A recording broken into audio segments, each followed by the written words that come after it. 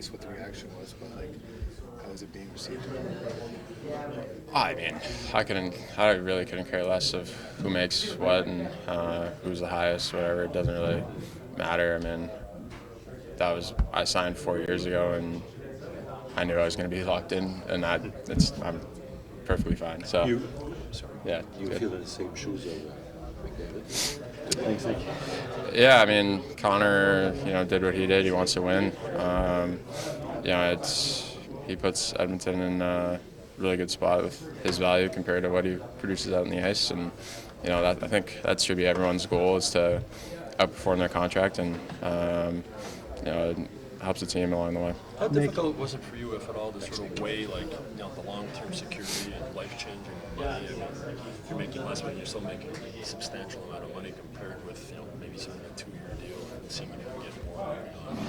Yeah, I mean, it never really crossed my mind to do a short-term deal. I always wanted to have an 8-year deal, have the security, have the number set, and I was able to plan a lot of stuff in my life through that, and very thankful and to have the position I am. So and all these guys, when you get given an 8-year deal in front of you, it's tough to say no, and it changes your life in a matter of minutes. So it's pretty cool. Ken was saying he thinks every player has sort of a sense of relief when something like that happens. Was that with you too? Like when you're 8 years, you're like, you can sort of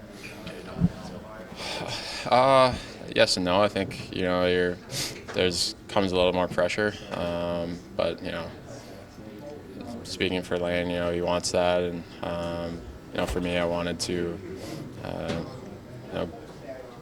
show my commitment to the team, and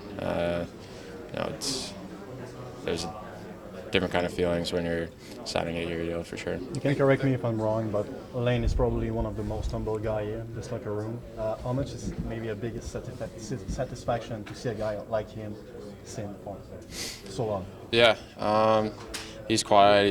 He's humble. He's very confident at the same time. He just wants to go about his business and play hockey.